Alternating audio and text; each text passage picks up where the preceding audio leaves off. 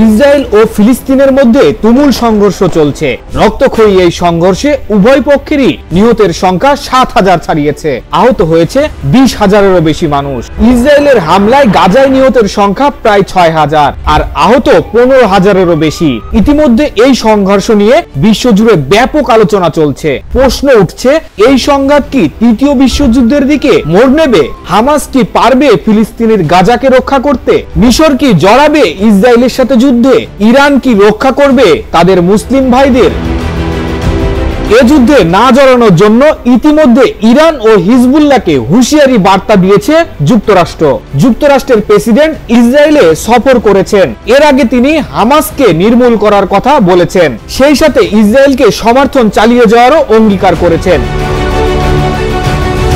অন্যদিকে ইসরায়েলের প্রধানমন্ত্রী বেনিয়ামিন নেতানিয়াহু বলছেন, হামাসকে পুরোপুরি নিশ্চিহ্ন করে না দেওয়া পর্যন্ত গাজায় অভিযান চলবে। মার্কিন প্রেসিডেন্ট জো বাইডেনের অযোগ্য নেতৃত্ব আমেরিকাকে তৃতীয় বিশ্বযুদ্ধের দিকে ঠেলে দিচ্ছে বলে অভিযোগ করেছেন দেশটির সাবেক প্রেসিডেন্ট ডোনাল্ড ট্রাম্প। বাইডেনের নিরবুদ্ধিতার কারণেই আমেরিকা নীরবে একটি নতুন বৈশ্বিক সংঘাতের দিকে ধাবিত হচ্ছে বলে তিনি বলেছেন। এছাড়া গাজা সীমান্তে সেনা প্রবেশ করেছে ইসরায়েলের বাহিনী। ইরান সরাসরি যদি এই সংঘর্ষে জড়িয়ে পড়ে তাহলে যুক্তরাষ্ট্র এবং তাদের মিত্র দেশগুলো যুদ্ধে জড়িয়ে পড়বে।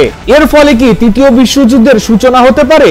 এই নিয়ে যুক্তরাষ্ট্রের প্রেসিডেন্ট জো বাইডেনের কাছে যখন জানতে চাওয়া হয়েছিল যে ইরান বা তার লেবাননি মিত্র হিজবুল্লাহ গোষ্ঠীর এই যুদ্ধে অংশ নেওয়ার সম্ভাবনা আছে কিনা, তার উত্তরে তিনি বারবার বলেছেন তারা যেন কিছুতেই এর মধ্যে না ঢুকে। ইরানকে এ বিষয়ে হস্তক্ষেপ না করা থেকে বিরত থাকার কড়া বার্তা দিয়ে যুক্তরাষ্ট্রের প্রেসিডেন্ট জানিয়েছেন, যদি কেউ এতে হস্তক্ষেপ করে তাহলে শুধু ইসরায়েল নয়, মার্কিন সেনাদের মোকাবেলাও করতে হবে তাদের। ইসরায়েল ফিলিস্তিন যুদ্ধ শেষ পর্যন্ত বিশ্বযুদ্ধে রূপ নিতে পারে বলে আশঙ্কা প্রকাশ করেছেন রাশিয়ার নিরাপত্তা পরিষদের উপপ্রধান দিমিত্রি মেদভেদেভ। চলমান যুদ্ধটা গোটা অঞ্চল এমনকি গোটা বিশ্বেই ছড়িয়ে পড়তে পারে। মধ্যপ্রাচ্য এখন আরেকটি যুদ্ধের মধ্যে রয়েছে। এটি এমন এক যুদ্ধ যেখানে বেসামরিক মানুষদেরকে নির্মমভাবে হত্যা করা হচ্ছে। তবে এখন রাশিয়া ইউক্রেন যুদ্ধকে গুরুত্ব দিচ্ছে বলে মন্তব্য করেছেন মেদভেদেভ।